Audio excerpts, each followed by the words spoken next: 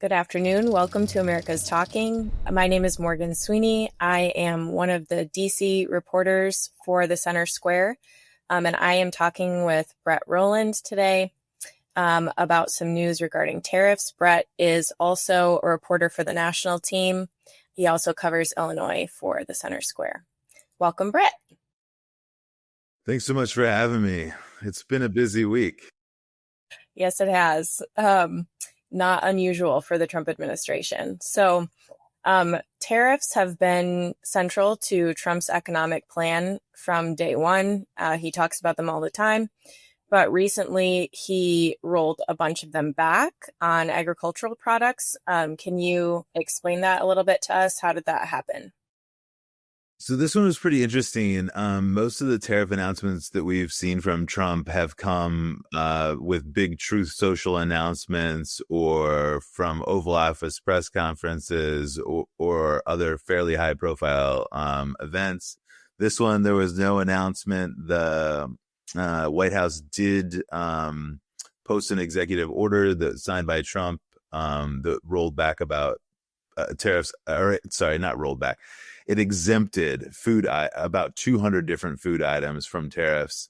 And that was really a sharp reversal for Trump. As you mentioned, Trump's been talking about tariffs for decades. He campaigned heavily on the issue. But the other thing that he said all along the way, at least until last week, was that tariffs wouldn't affect prices for consumers, that other nations would pay the cost of the tariffs, and that really it'd be a non-issue for Americans.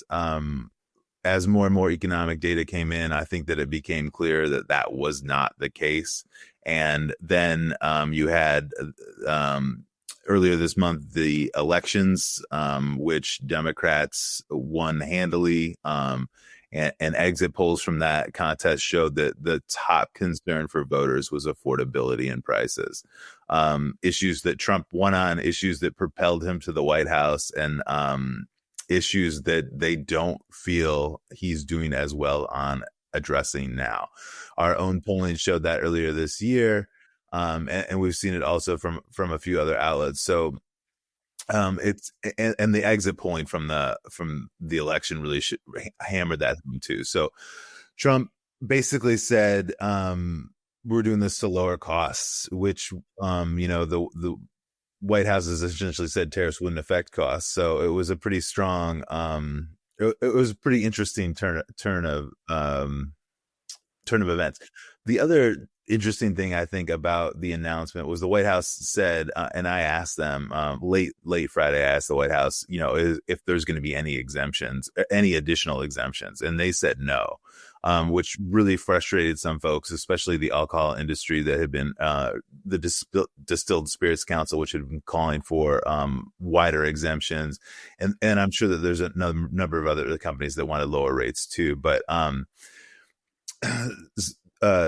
this is according to the White House, the start and the conclusion of these exemptions. So we'll have to see sort of where things go next. But and I think the other thing that we'll have to watch is how quickly prices respond to this order.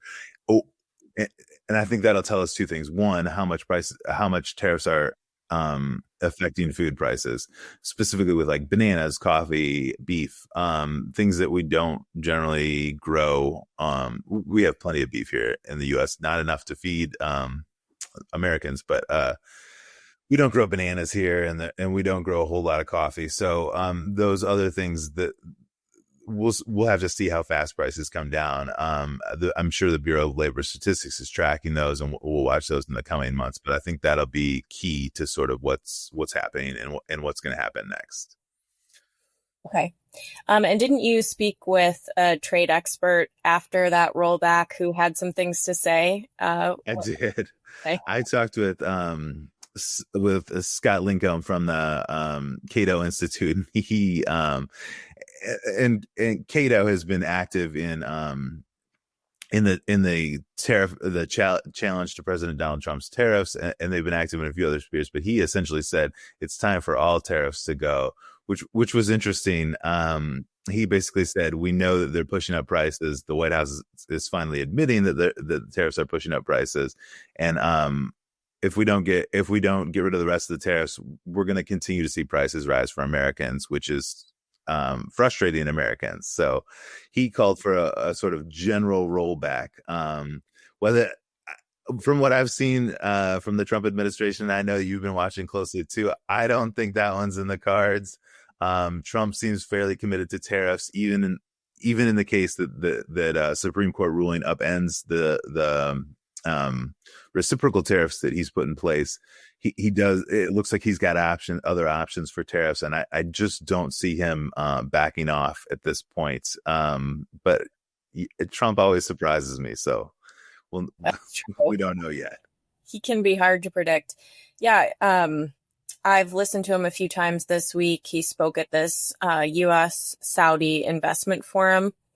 And I mean, both times I watched him at length, he just talked about how wonderful tariffs are and how they're responsible for basically everything good that's happening right now in the U.S. and making the U.S. the hottest country in the world, as we know. So I just thought that was interesting given this policy change on some things. So, and then you had mentioned tariff rebate checks. What's going on with those? So the latest we've gotten on that is that Trump did provide a timeline. Late last week, he said they wouldn't come out before Christmas, which sort of everyone kind of expected anyway. It's important to mention that Congress will almost definitely need to be involved in any sort of rebate check of the magnitude that Trump has floated so far. What he's proposed is $2,000 rebate checks to middle income and below. He hasn't provided income limits or where those payments would be capped, but the checks are pretty substantial, and he said they may be coming late next year, so 2026 late. He's said mid, and then he said late, so we'll have to see. I'm skeptical that these will appear, but I've been wrong so many times before. It's hard to predict on this kind of thing. Maybe Congress will back this. We'll just have to see. We know that some legislation has been introduced that would support rebate checks, but it's nowhere near complete. And I think that Trump's prediction of early next year is going to be tough to make happen. I mean, we just saw the government close for 43 days. And I think that a lot of lawmakers are still recovering from that. And they also have a January 31st or January 30th deadline to pass new spending bills, which is an awful narrow time frame given what we've got going. So if they're going to fit in some sort of tariff rebate in that process, we'd likely see it soon if it's going to actually happen. Well, that was a lot of good information. Yeah, it's always exciting with this administration and just how quickly they can make changes. So yeah, thank you for sharing your expertise, our tariff guru, Brett. And yeah, thanks for listening in, everybody.